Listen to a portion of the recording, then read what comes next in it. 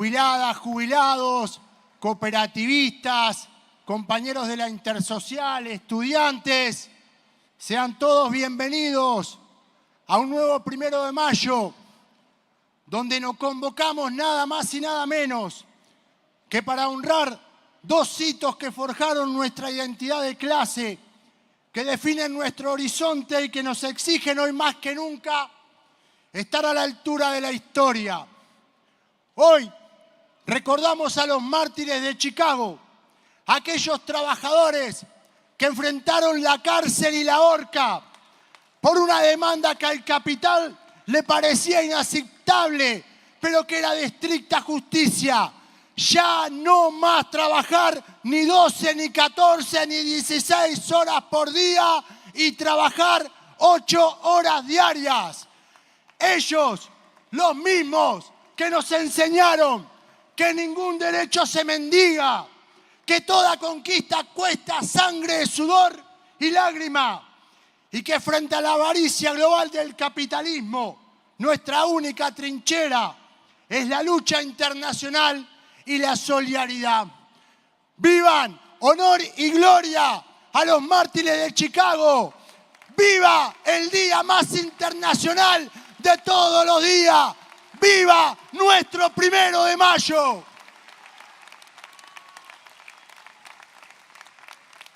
Este 1 de mayo, además, tiene un peso emocional y histórico inmenso para el movimiento obrero uruguayo.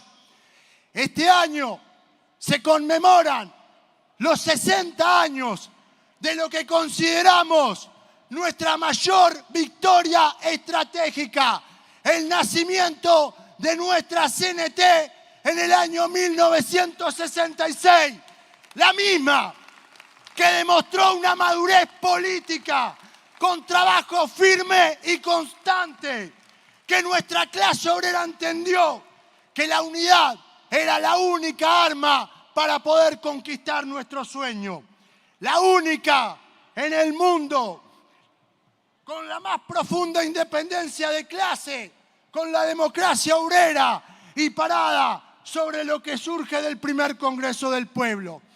Esa, la misma CNT, la que un día y otro día también enfrentó a la dictadura en nuestro país, esa misma que protagonizó nada más y nada menos que la heroica huelga general, la misma que con sus mártires y con sus desaparecidos está hoy aquí en el corazón latiendo de nuestro PCNT. Honor y gloria, viva la unidad sindical, viva la CNT.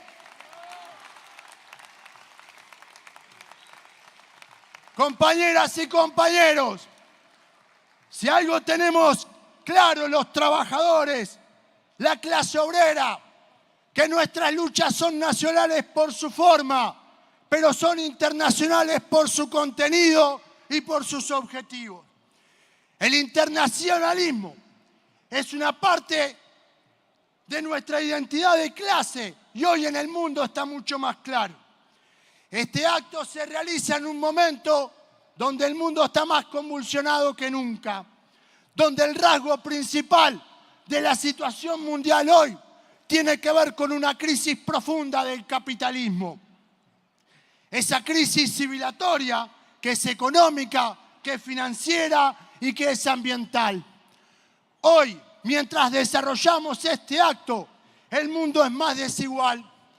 Según un estudio de Oxfam, en enero del 2026, los 12 multimillonarios más ricos tienen la misma riqueza que la mitad de los seres humanos que pueblan el planeta. Todo esto en un marco donde en lo que va del siglo XXI, esto es, entre el año 2000 y el año 2025, el 1% más rico se apropió del 41% de las nuevas riquezas generadas, mientras el 50% más pobre solo accedió al 1%. Pero además de esta enorme desigualdad, la humanidad hoy vive uno de los momentos más peligrosos de la historia.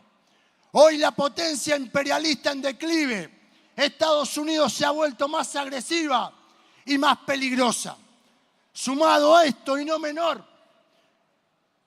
hay un elemento central que, a diferencia de otros imperios en declive de la historia, esta vez existe el arsenal nuclear y, por lo tanto, la posibilidad de la destrucción de la vida del planeta. En este marco, Estados Unidos e Israel vuelven a colocar a Medio Oriente como un escenario de confrontación.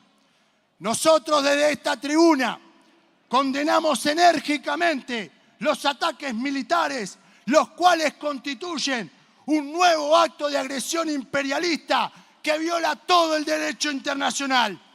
Estos hechos no son aislados, no son una cuestión de momento, son una política sistemática impulsada por el régimen de Donald Trump, el régimen de los 1.000 millonarios, el régimen de la intimidación, el régimen de las amenazas permanentes, el régimen del uso unilateral de las fuerzas para saquear los recursos naturales e imponer su voluntad a sangre y fuego, barriendo con todo el orden internacional. Las guerras no las pagan quienes las deciden, las pagan los pueblos, las pagan con gente desplazada, con hambre y con destrucción. La estamos pagando hoy, cuando a partir de prender fuego en Medio Oriente se cerró el estrecho de Hormuz y al día de hoy se aumentó más del 40% el petróleo, donde lo estamos pagando las trabajadoras y los trabajadores a lo largo y ancho de nuestro mundo. Es más, hoy nos despertamos con el aumento del precio de los combustibles, y si no fuera porque tenemos empresas públicas, porque tenemos refinería propia, seguramente las consecuencias hubieran sido peor. Por lo tanto, compañeras y compañeros, en este 1 de mayo, desde esta tribuna, las trabajadoras y los trabajadores reivindicamos con más fuerza que nunca la paz en el mundo, el antiimperialismo, la soberanía y el derecho a la autodeterminación de los pueblos. Por más que algunos que gargantean como locos nos quieren hacer creer que son momentos donde hay que navegar a flor de agua, donde no hay que levantar la voz, porque quizás el candidato a emperador Donald Trump se puede enojar con nosotros. Desde esta tribuna lo decimos fuerte y claro. Ante esta imposición de la barbarie, las trabajadoras y los trabajadores no nos vamos a parar ni del lado del miedo, ni del lado de la indiferencia. Será con unidad y con movilización. Por eso hemos planteado la coordinadora de centrales sindicales que en estos próximos días tenemos que ir a las calles en nuestra región, en nuestro continente y en el mundo por el derecho a la paz y contra el imperialismo.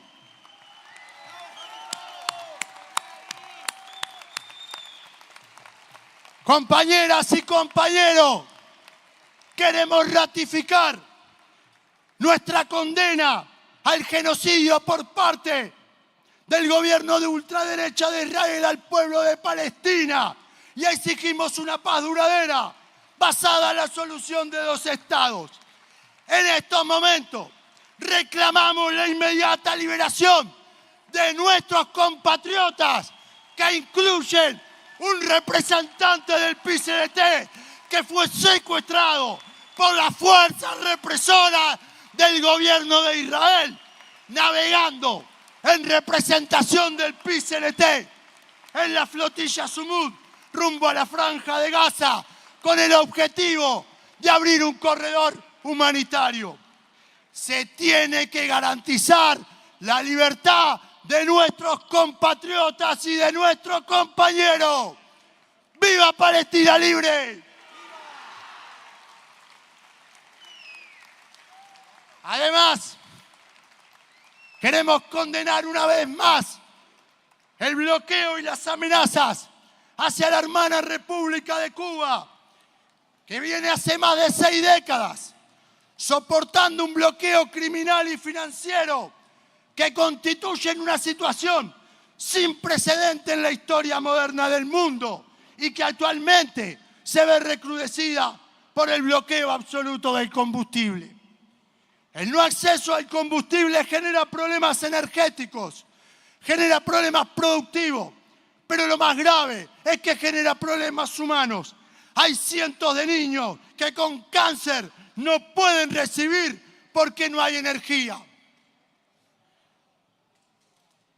A esta hora nosotros tenemos una larga historia de intercambio con los sindicatos hermanos de Cuba y también con nuestra central de trabajadores. Tanto es así que mientras hay un compañero de la CTC hoy acá, allá en La Habana, hay más de 40 uruguayos trabajadores y jubilados que como todos los años participan en el acto del 1 de mayo, que participan en el encuentro de solidaridad y que hasta ahora llevaron valijas repletas de solidaridad, de medicamentos, de leche en polvo, de insumos necesarios. Nos une una larga historia a los sindicatos y a nuestras centrales hermanas, pero nos une también una larga historia de solidaridad de nuestros pueblos. Y nosotros somos un pueblo con memoria. Nosotros no nos olvidamos que en el año 1959, cuando en uno de los departamentos del norte de nuestro país sufría las principales inundaciones, el mismo Fidel Castro recorría las zonas inundadas para brindar solidaridad. No nos olvidamos cuando en el año 2002, en una profunda crisis económica en nuestro país, cuando Cuba aún transitaba el periodo especial y habíamos pulverizado las relaciones diplomáticas, en Uruguay se detectaron focos de meningitis B. Cuba no dudó ni un segundo en enviarnos más de 1 millón de vacunas para atender a nuestro pueblo. No nos olvidamos que más de 120.000 uruguayos y uruguayas, quizás muchos de los que estamos acá, que no podíamos ver por ser pobres, el ejército de batas blancas, sin cobrar un peso, nos dio la posibilidad de ver. Por eso, vamos a desarrollar todas las acciones desde el movimiento sindical, continuar con la venta de bonos, seguir recolectando medicamentos y los insumos necesarios, pero también le queremos decir al gobierno que no tiene que cesar con el envío de solidaridad para con nuestra hermana República de Cuba.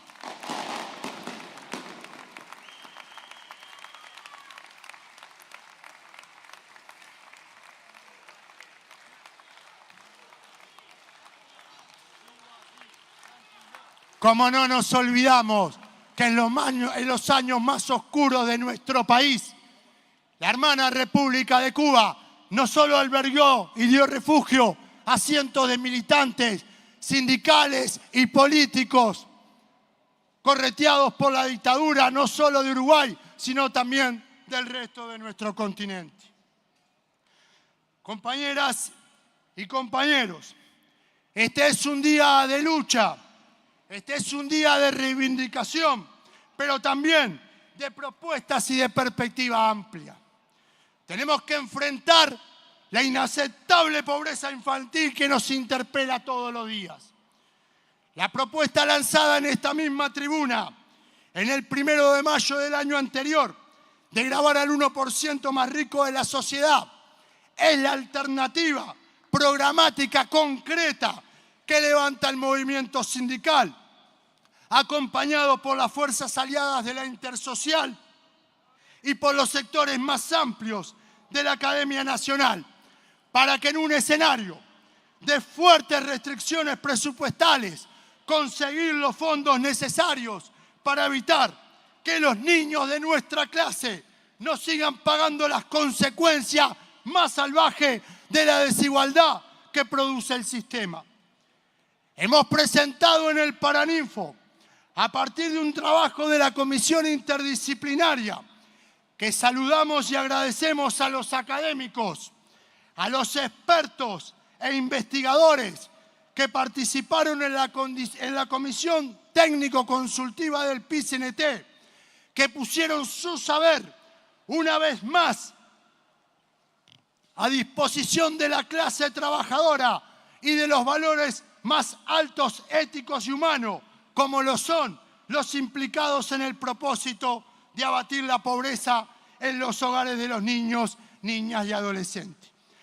Queremos dejar en claro que esta propuesta no implica crear un nuevo impuesto, porque basta con la modificación de un impuesto que ya existe en el país hace más de 6 décadas, que es el impuesto del patrimonio a las personas físicas.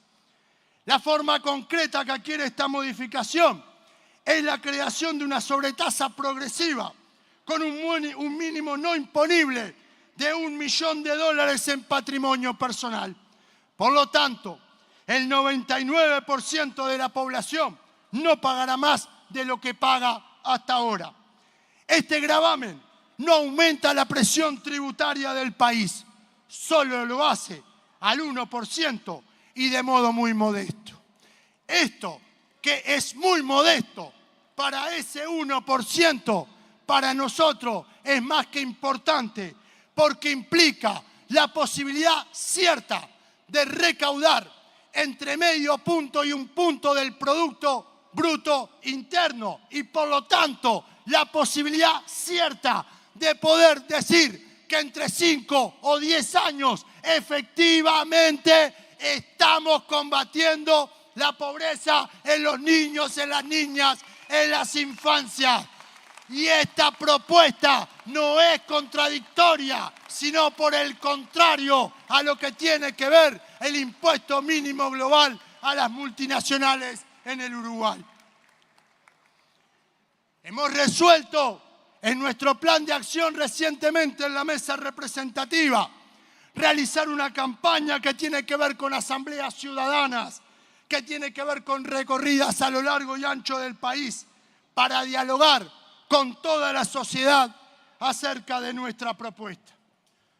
Tomamos en cuenta que tanto y en cuanto no ha sido cuestionado nuestro propósito central de abatir la llamada pobreza infantil, si en algún caso disgusta la propuesta del 1%, estamos dispuestos a considerar todas las alternativas que contribuyan al propósito mencionado. Todas las alternativas que en definitiva aceleren el proceso de abatir la pobreza infantil. En este sentido, tenemos que decir, porque para nosotros esta es una prioridad y merece una respuesta rápida y contundente, y es que Uruguay tiene que tomar algunas decisiones. No se le puede dar largas al asunto ante algunos temas y en otros ser tan ágiles. Miren, un solo ejemplo. En el año 2024, Uruguay resolvió dejar de recaudar más de 2.400 millones de dólares por exoneraciones al gran capital. Muchos de nosotros teníamos cuestionamientos para con esas exoneraciones que muchas veces se daban a punta de lapicera sobre la base de que se iban a crear cientos y miles de puestos de trabajo y al mismo tiempo obreros de la construcción como en Balsa y La Juana de un día para el otro quedaban sin trabajo y en la calle los proveedores de materiales sin cobrar y las casas sin terminar. No alcanzó con eso, que en ese gobierno encabezado por la calle Pou de Chapa resolvió tener una interpretación distinta del Fondo de Solvencia Patronal. Y no solo los trabajadores quedaron en la calle, sino que hasta el día de hoy no han podido cobrar sus créditos laborales. Por lo tanto, Uruguay tiene que cambiar en ese sentido. No se puede seguir siendo tan rápido para con el de riñón cubierto y tan lento para atender los problemas del pueblo trabajador y del pobrerío.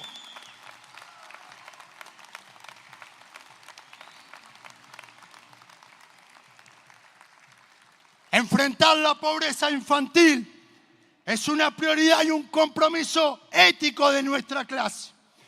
Este movimiento sindical ha tenido a lo largo de su historia el compromiso con las grandes causas nacionales y populares. Por eso, este 1 de mayo, queremos reafirmar que nos preocupan y nos ocupan los problemas centrales que afectan a nuestro país y a nuestro pueblo. Uruguay tiene graves problemas de desigualdad. Lo hemos denunciado y hemos promovido iniciativas, pero hay problemas estructurales que tienen que ver con el desarrollo, con la ruptura de la dependencia desde hace tiempo ya y también ahora. El PIT-CNT ha planteado la necesidad de construir una estrategia nacional de desarrollo porque tenemos la convicción profunda de que los temas del desarrollo nacional no los va a resolver el libre mercado. Tanto es así que tenemos una matriz productiva dominante que claramente no da cuenta del buen vivir de 3 millones y algo de uruguayos y uruguayos. Por eso, valoramos altamente que incorporando este reclamo del PIT-CNT, el gobierno nacional haya instalado un espacio que haya comenzado con el trabajo para construir una estrategia nacional de desarrollo. Nos ocupa el trabajo y su calidad. Por eso también queremos reconocer la ley de empleo integral que busca dar respuesta a los problemas del empleo, a las madres jefas de hogar, a los jóvenes, a los mayores de 50 años, a las personas con discapacidad, a las personas liberadas. Claramente que van en un sentido correcto. Pero este aquí, que no alcanza solo con que la ley se discuta y se apruebe, sino que tenemos que militar, sino que tiene que efectivamente cambiar la vida de la gente. Y para eso se tiene que concretar a lo largo y ancho de nuestro país.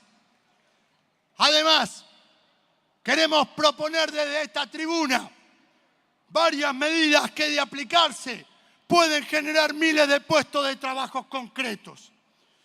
Queremos proponer que para el Plan Nacional de Riego sea con insumos nacionales que potencien nuestra producción, apoyadas por una verdadera ley de compras públicas que priorice y defina el trabajo de nuestra gente. En Uruguay, lo vamos a volver a decir, se puede fabricar en buenas condiciones de calidad y precio la gran mayoría de las cosas que compra el Estado. El país tiene la oportunidad de utilizar las compras públicas como una herramienta de incentivo a la industria, al desarrollo de proveedores nacionales. Hay que entenderlo. Comprar producción uruguaya tiene un impacto positivo en el empleo, en el bienestar de los trabajadores, mucho más importante que el ahorro circunstancial generado a través de compras más baratas hechas en el exterior.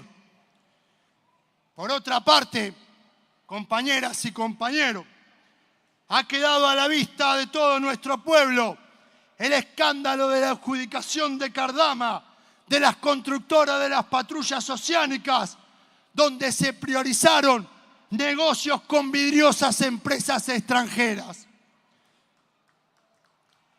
La pregunta es si necesitamos las patrulleras por razones de soberanía.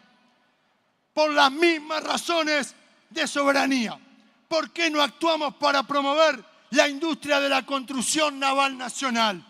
Necesitamos desarrollar de forma urgente un plan marítimo y naval para la pesca, para la marina mercante, para la construcción y la reparación naval. Todos sectores intensos en mano de obra que generan trabajo y producción nacional. ¿Saben una cosa? si eran tan necesarias las patrullas oceánicas, no había que haberse ido tan lejos hasta el otro continente para buscar las garantías. Las garantías estaban acá, en las manos de los obreros metalúrgicos capacitados que luchan todos los días por el trabajo nacional, por la industria nacional.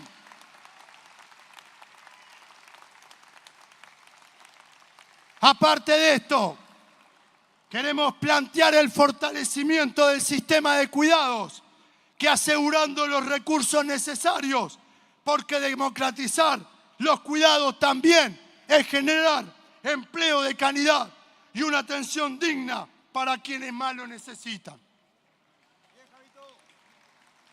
Le voy a echar un poco de agua porque se me está recalentando la cocina.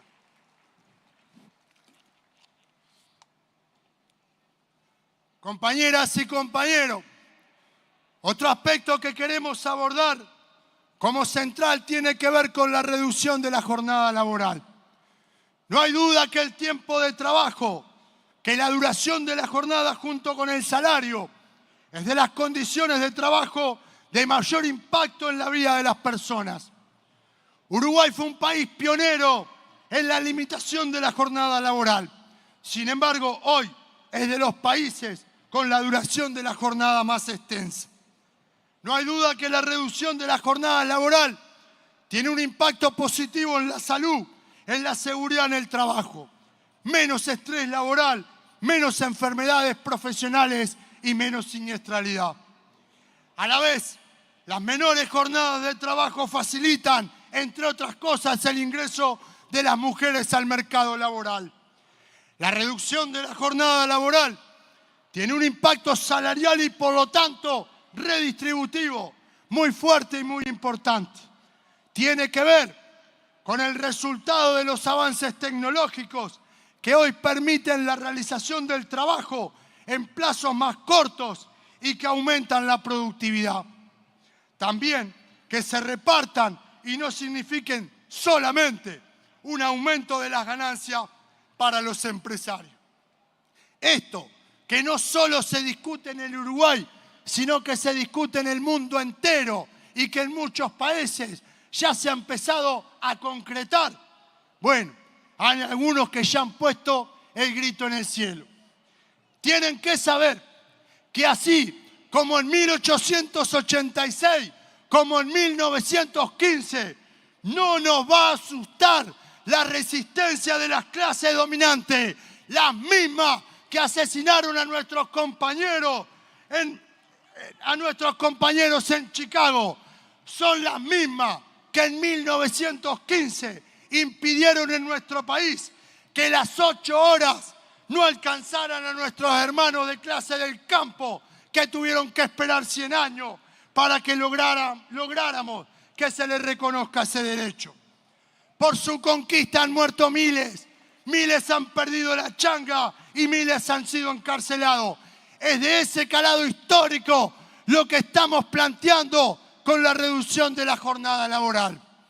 Nosotros, así como en 1915 hubo ley porque fue precipitada por las heroicas luchas, la huelga de los trabajadores, queremos que en este periodo de gobierno se desempolve de los cajones el proyecto de ley que el mismo partido político que hoy está en el gobierno en el periodo legislativo anterior presentó para su discusión.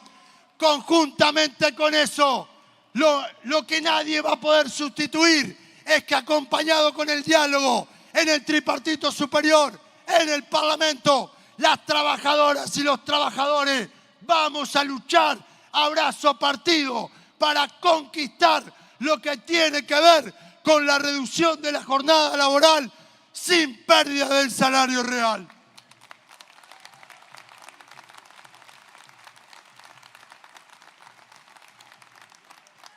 Hay otro aspecto central que queremos abordar. En estos días ha culminado el diálogo por la seguridad social y es necesario rendir cuentas y hacer un primer balance en esta asamblea y en todos los actos que se están desarrollando a lo largo y ancho de nuestro país. En primer lugar, es sumamente destacable, ya que abatir la pobreza en hogares con niños y niñas y adolescentes ha sido nuestra principal bandera, que se dupliquen y tripliquen las transferencias a la infancia sin ninguna condición no es un tema menor para este movimiento obrero. Tiene que ver con las luchas y los planteos que hemos realizado. En segundo lugar, que reconquistemos lo que la ley expropiatoria, la 20.130, nos expropió. Ahora, volver a tener la libertad de jubilarnos a partir de los 60 años de edad y 30 años de aporte no es un tema menor. Tiene que ver, en definitiva, con la lucha que hemos desplegado. Por otra parte, surge del diálogo que en las jubilaciones mínimas no se va a licuar el suplemento solidario. Por lo tanto, se asegura el crecimiento de dichos ingresos, así como también se logra la jubilación por incapacidad física para aquellos que tienen causal común de jubilación, así como se eliminan los plazos para el reconocimiento de años de servicio antes de 1996, así como también se crea la prestación universal para los mayores de 70 años, así como también se extenderá la universalidad de los cuidados, se ampliará la licencia paternal, así como se creará un seguro de desempleo para los trabajadores cuentapropistas, unipersonales, monotributistas, que son nuestros hermanos de clase. Pero además de esto, conquistamos un avance en nuestra lucha histórica contra el lucro financiero de la Seguridad Social, la SAFAP. En este sentido, en el diálogo social, se resolvió avanzar en la conformación de un pilar de ahorro generacional en el que las cuentas de ahorro individual sean gestionadas de forma centralizada por un organismo público que se encargará de administrarla. Si bien las AFAP no se eliminan, consideramos un avance en la dirección correcta que el pilar de ahorro individual esté al menos regulado por parámetros de calidad en la gestión, las inversiones y, por tanto, en mejora de la suficiencia de las prestaciones que generarán para las trabajadoras y los trabajadores. Llama poderosamente la atención las reacciones virulentas de las clases dominantes, de sus portavoces mediáticos y operadores políticos, incluso antes de los resultados del diálogo social tomaran estado público.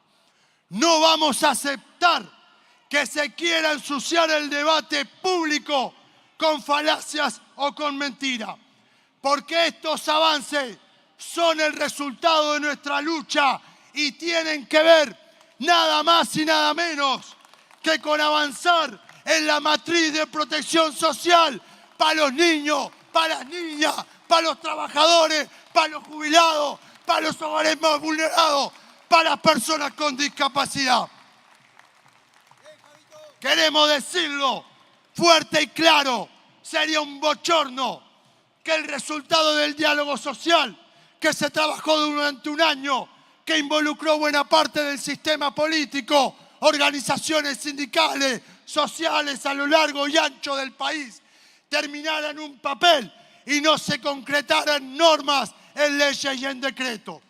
En ese sentido, estamos totalmente de acuerdo con el presidente de la República de que en el segundo semestre el resultado, los avances en el diálogo social, que son hijos de nuestras luchas, se tienen que convertir en leyes, en normas y en decretos.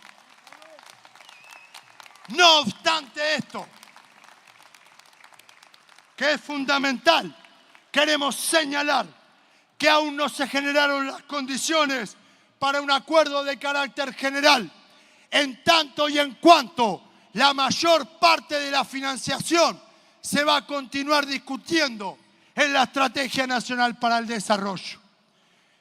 Claramente que estos resultados nos alientan y nos convocan a seguir luchando por nuestras definiciones y nuestras banderas programáticas, que son de seguir luchando hacia una seguridad social solidaria, universal, más humana, sin fines de lucro. La coherencia y la lucha son nuestro único camino. Nuestros sueños se conquistan con lucha. Claro que vale la pena luchar.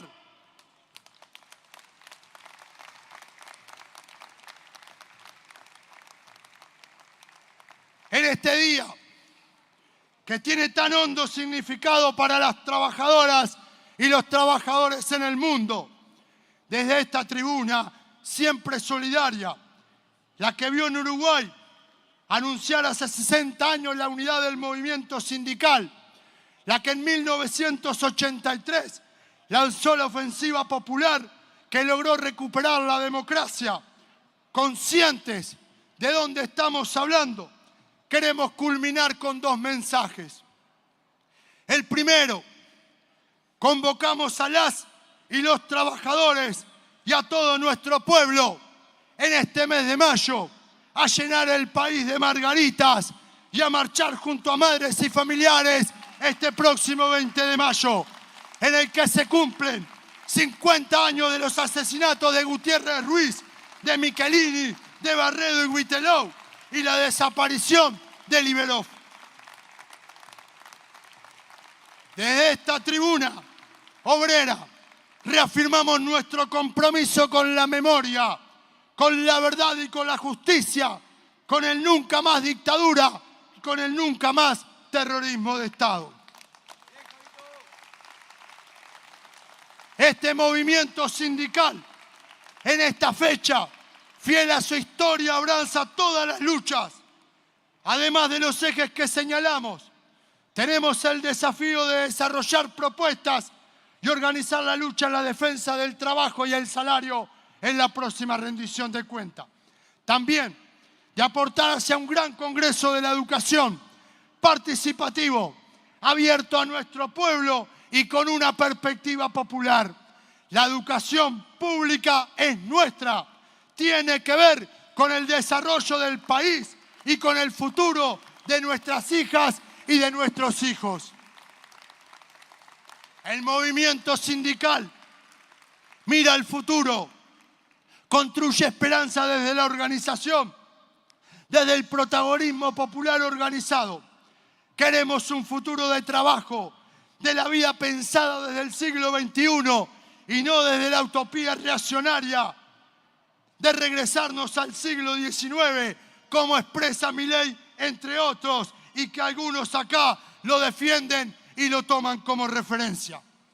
Por eso, comprometemos nuestra lucha a la aprobación de la ley de la reducción de la jornada laboral, como lo dijimos, así como también lo que tiene que ver con la ratificación del convenio 158 de la OIT para terminar con el despido arbitrario, así como también en el marco de toda una agenda de leyes obreras a impulsar en el Parlamento, una que tiene nada más y nada menos que tiene que ver con volver sanos y salvos a nuestras casas. Se tiene que aprobar una ley nacional integral de seguridad y salud laboral en el trabajo.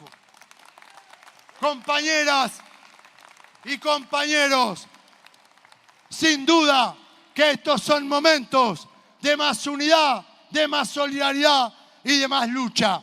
¡Viva el PIT-CNT! ¡Viva el pueblo uruguayo! ¡Salud! ¡Hasta la victoria!